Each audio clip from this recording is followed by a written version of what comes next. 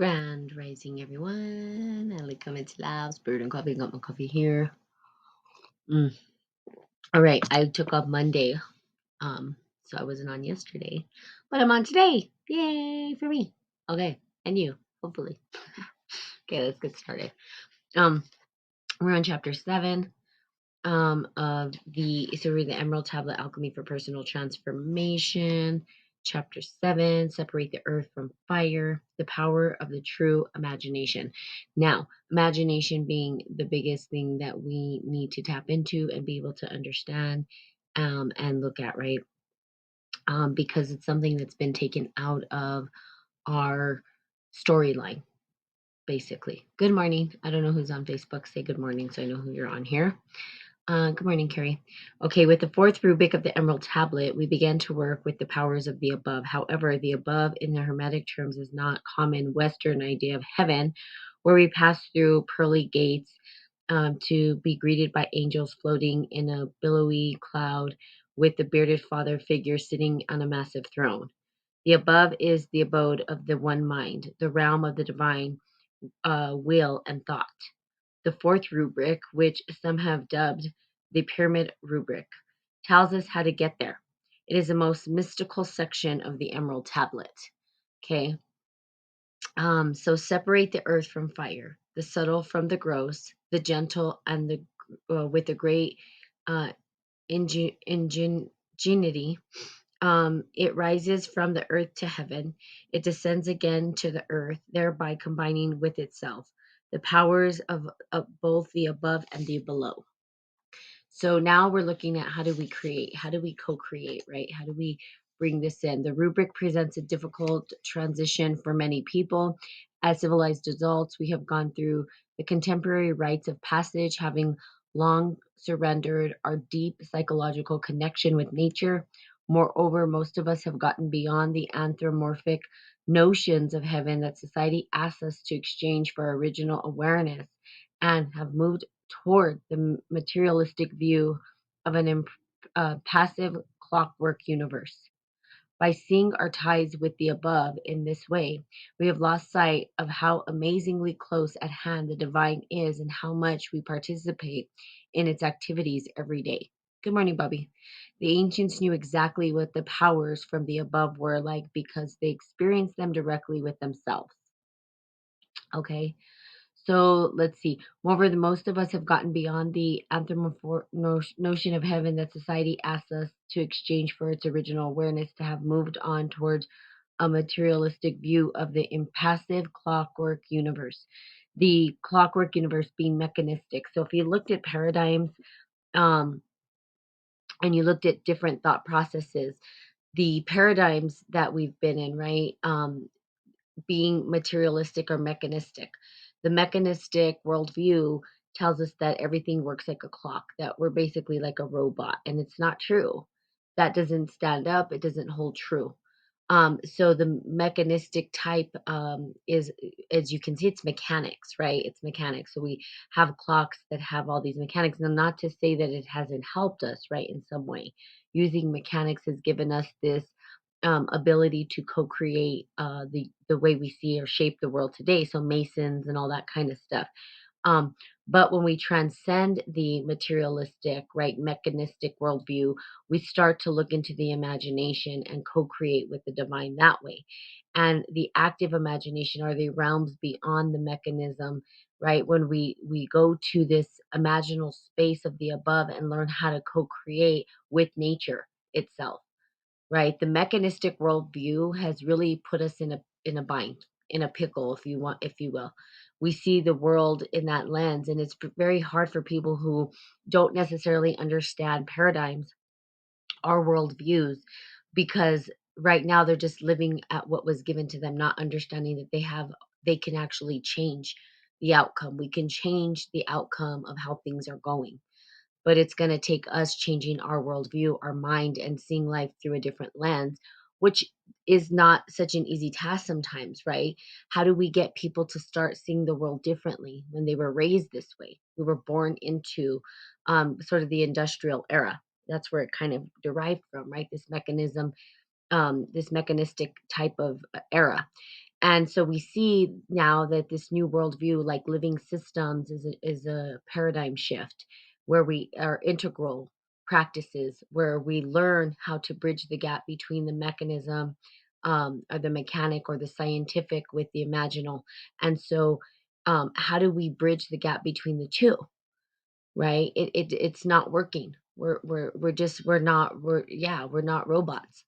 And but yet they're trying to make us robots, right? They want us to be robots. They want us to just shut up and do what they say.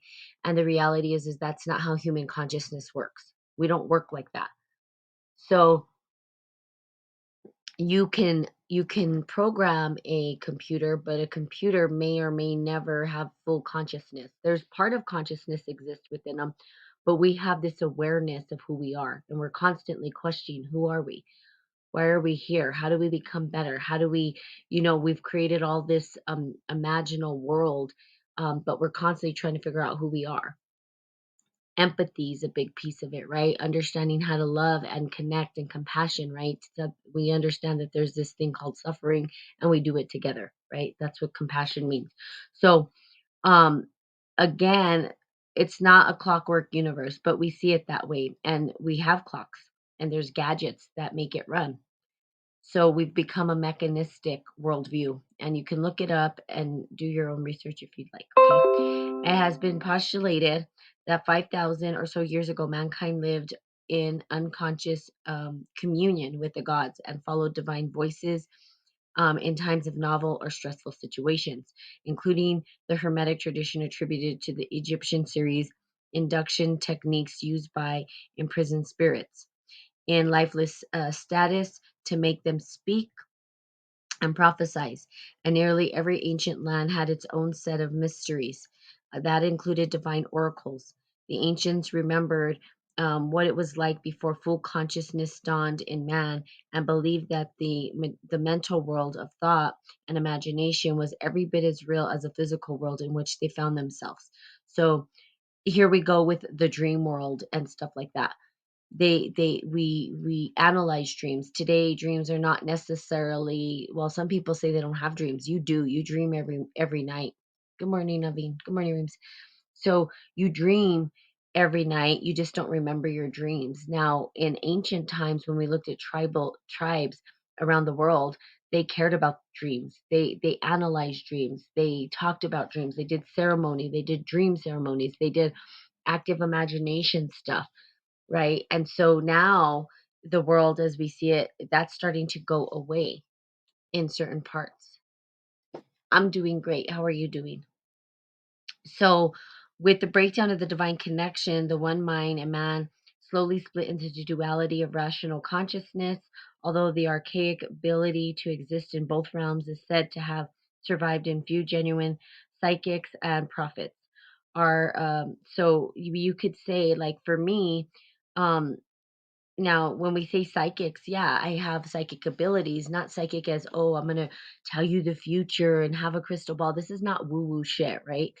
Spiritual alchemy is really a connection to the the divine, and it's a way to utilize it within the material world. So we're not just staying in this woo woo state of mind.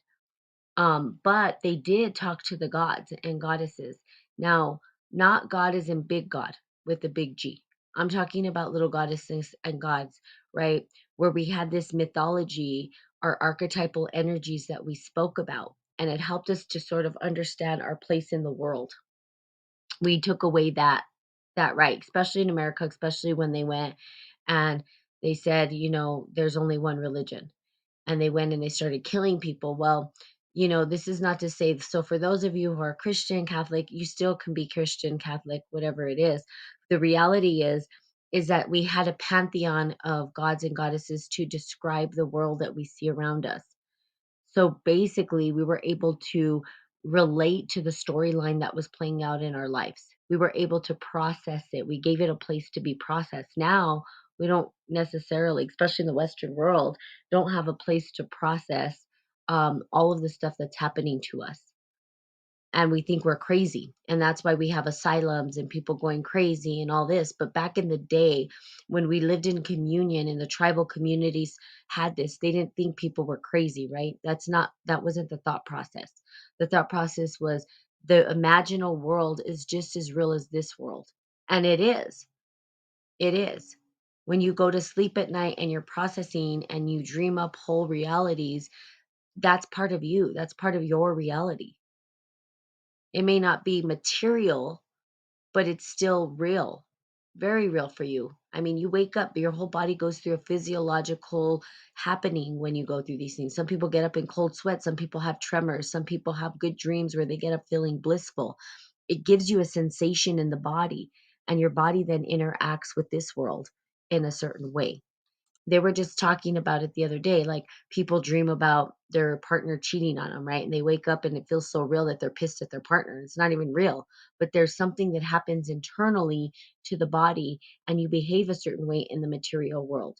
So there is a connection. To deny that there's a connection is simply crazy to say. That's crazy to say, that this imaginal world doesn't exist. It does. If it didn't exist, we wouldn't have Disney. Where do you think Disney came from? Came from an imagination. But we'll glorify that, and say it's great, but really say that it's not real. But it is. It was someone's imagination. It was real to them, and they made it real in the physical world. It's the same thing.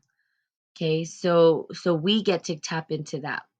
Um, so they found themselves with the breakdown of the divine connection. The one mind in man slowly split into the duality. And that's the big thing, is the duality.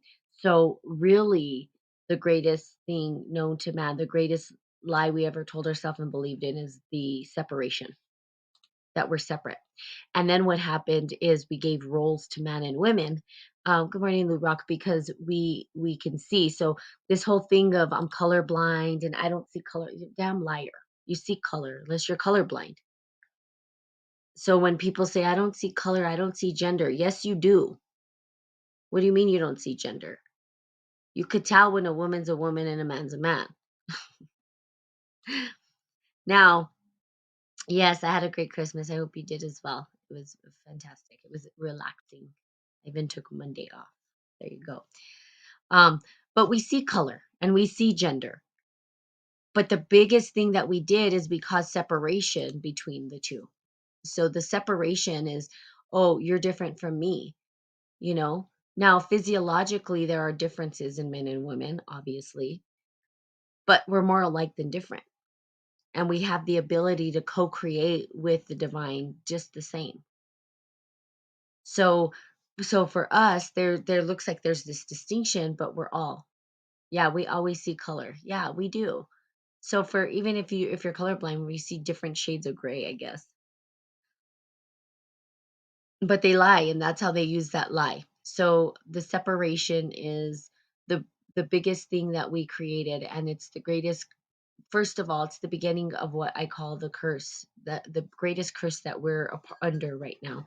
The curse that needs to be broken in order for us to transcend, in order for us to break free, in order for us to release the chains. It's like Moses, right? The story of Moses keeps coming up over and over and over again.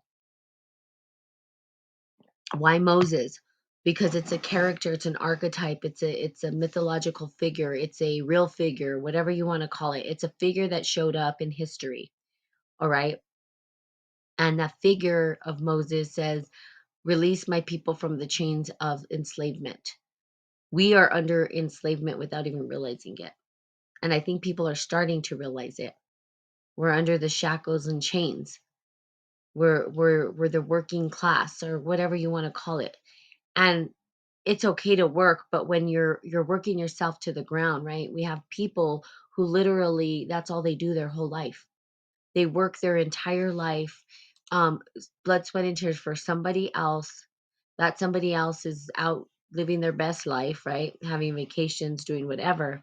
And we become the chain slaves of these people.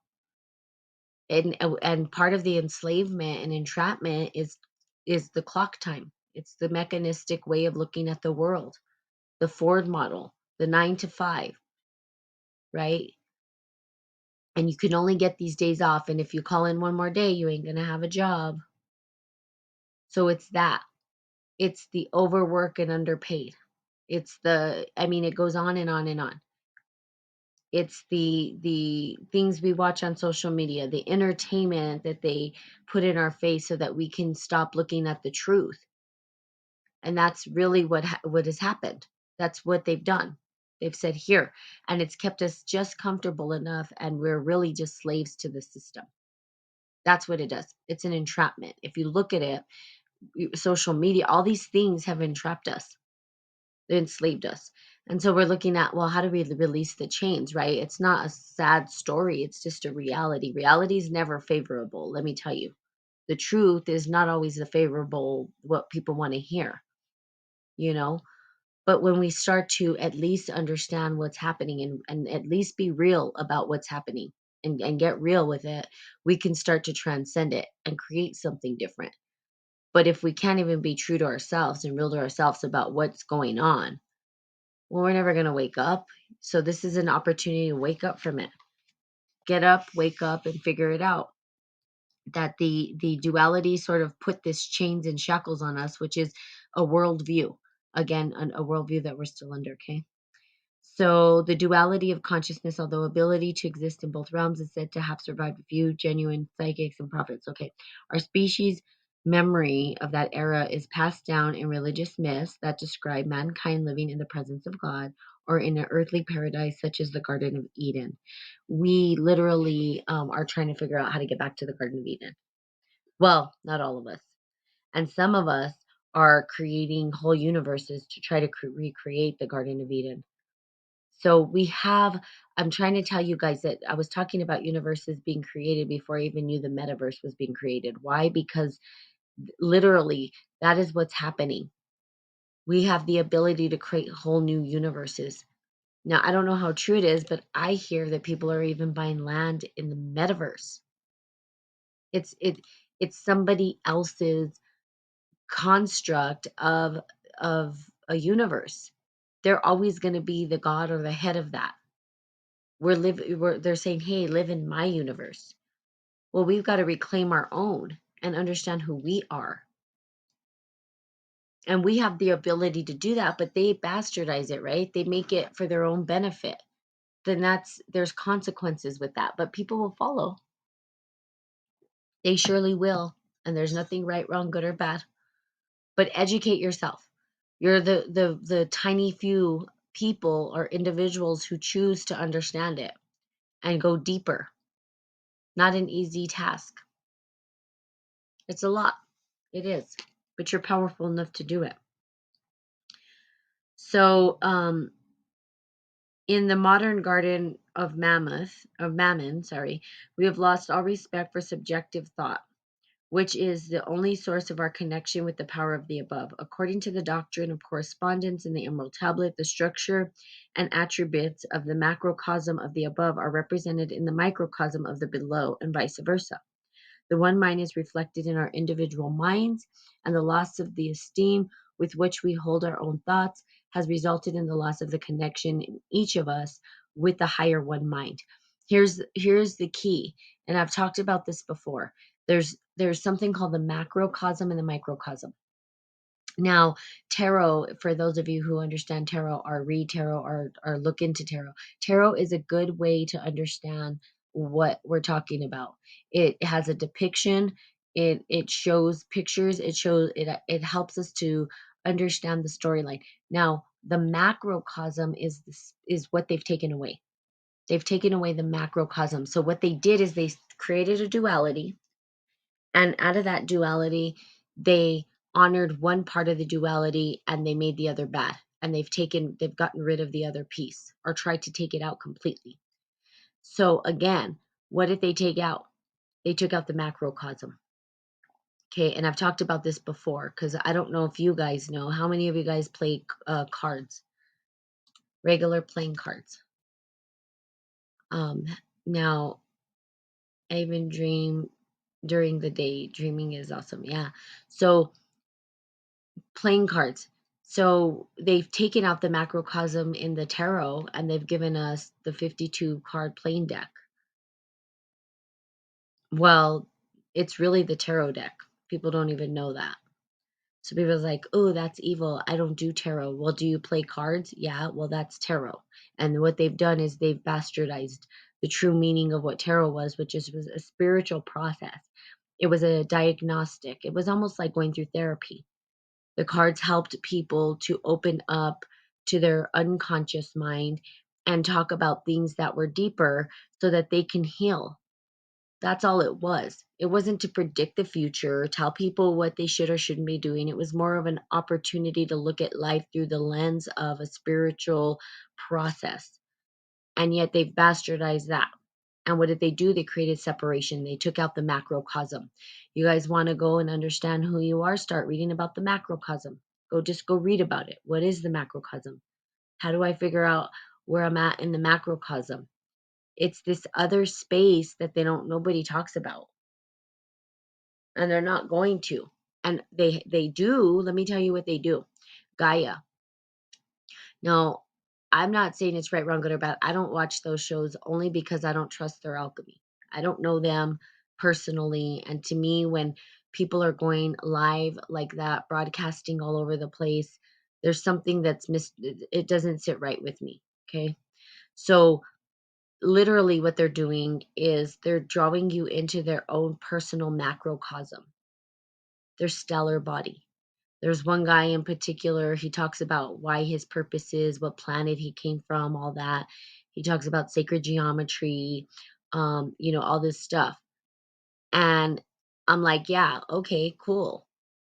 But everybody has a story. So he's not the only one.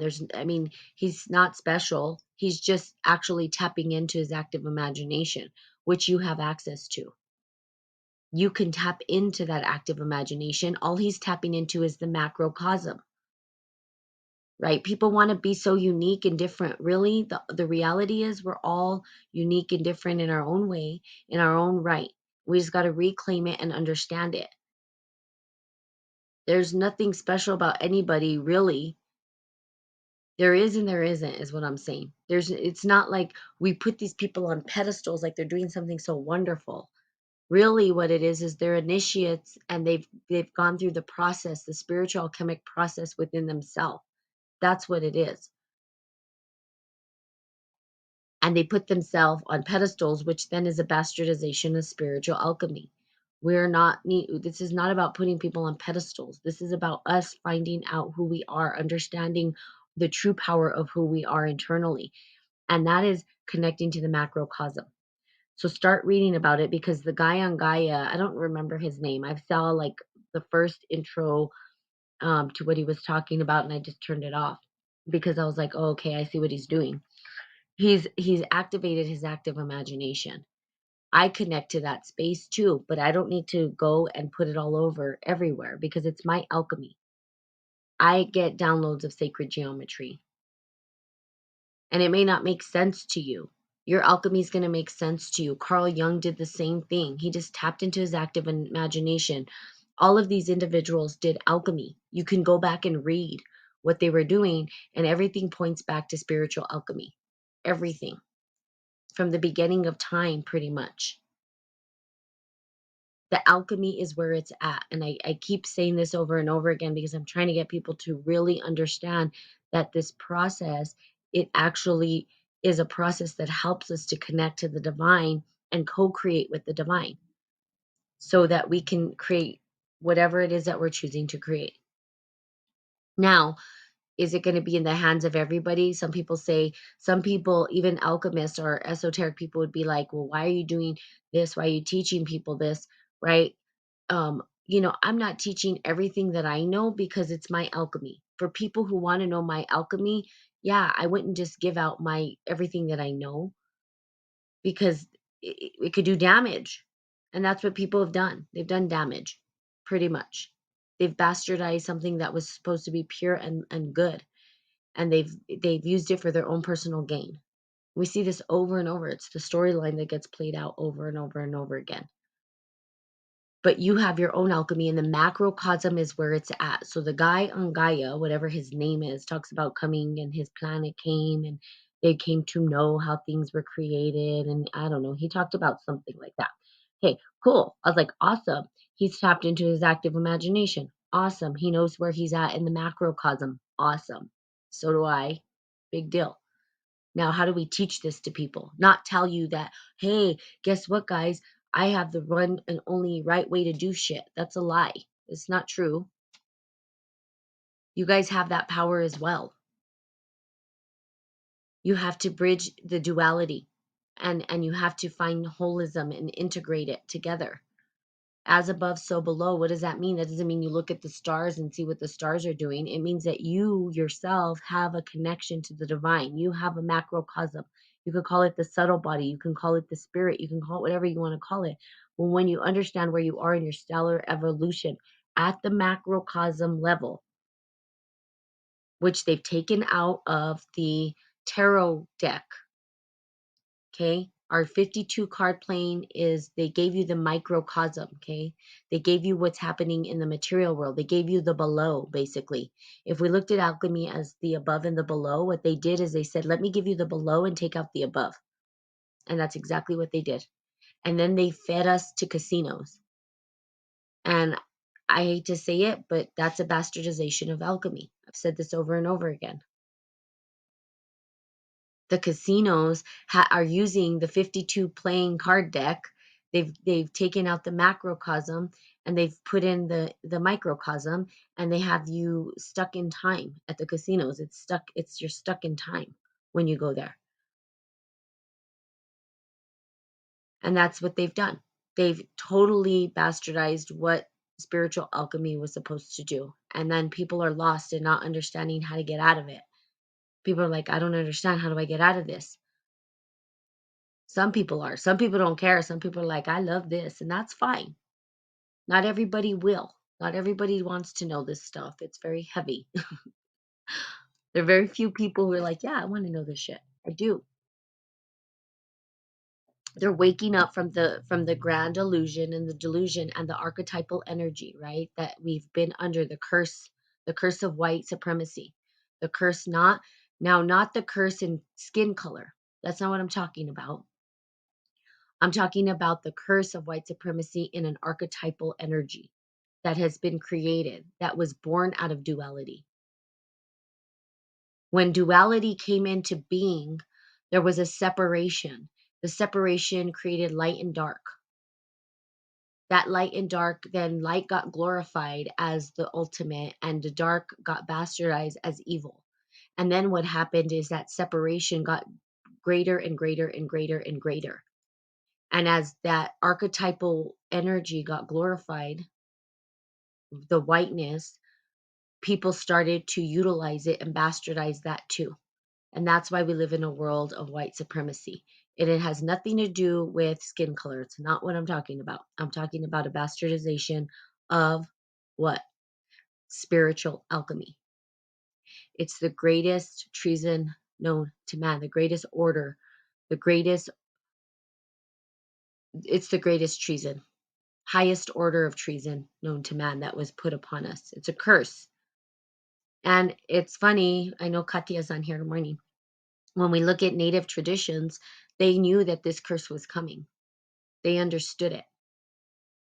They understood that it was coming, just like we need to understand that it gets to be broken. And we are the ones who get to break it by waking up from it. As we wake up from it, we start to honor the dark. That's not the evil. I'm not saying honor the evil. That's not it at all. But in the darkness is the unconscious. It's the imagination. It's the active imagination where all these archetypal energies exist that we've totally severed and cut off.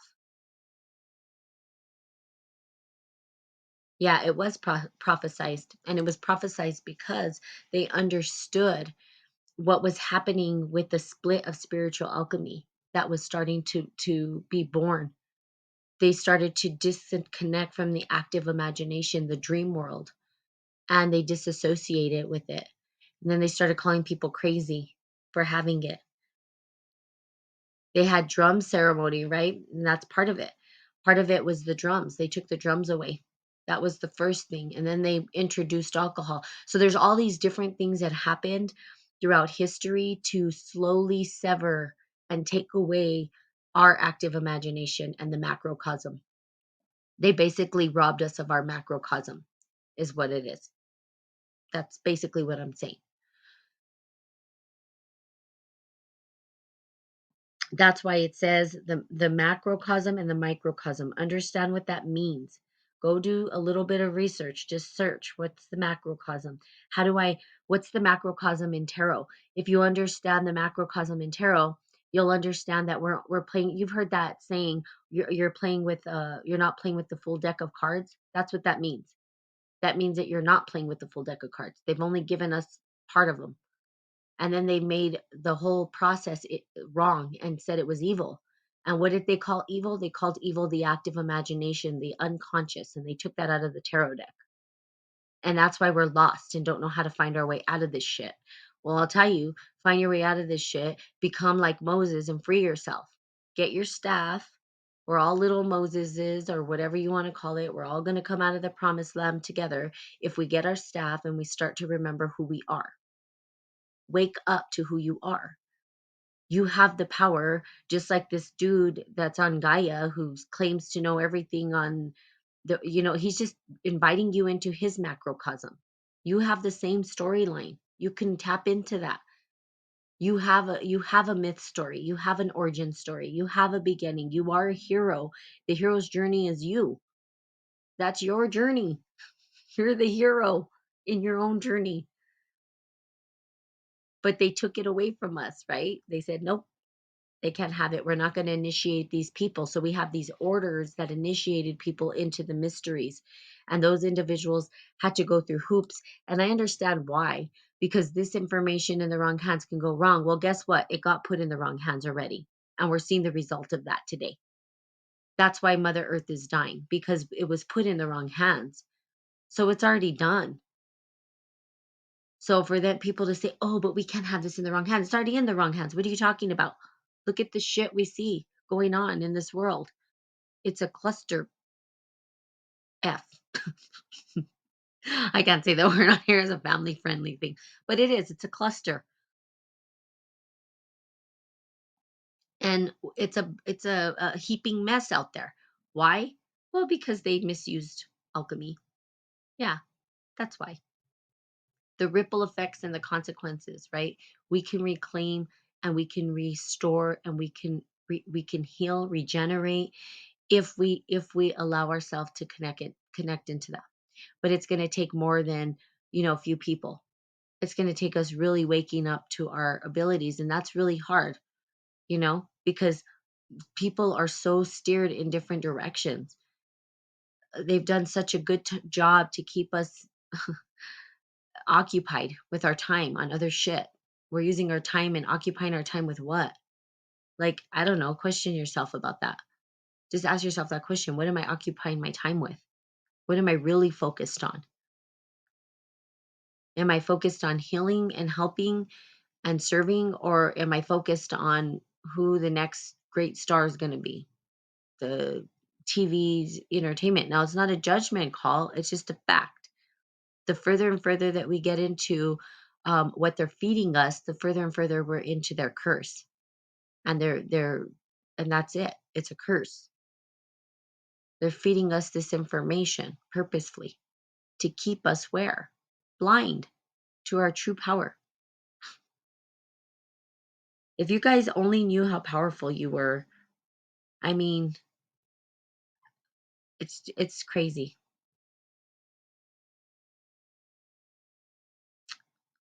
So there you have it. We'll continue on with this. I think I have an appointment. I didn't think I had an appointment. I guess I have an appointment today. So there you have it. I love you guys. Have the best day ever. Remember what your true power is. Go look at the macrocosm and microcosm. Go look at the tarot. Just read it yourself. Okay. Go on and say, 52 card playing deck. Did it come from tarot? And then you'll see that they took out the macrocosm, and then you can start going down that rabbit hole of what is the macrocosm, what is the microcosm, and how do I bridge the gap between the two so that I can actually find holism within myself, bridge the duality. Okay, there you go. All right, so love you guys. Have a fantastic day. I'll see you tomorrow. Bye bye.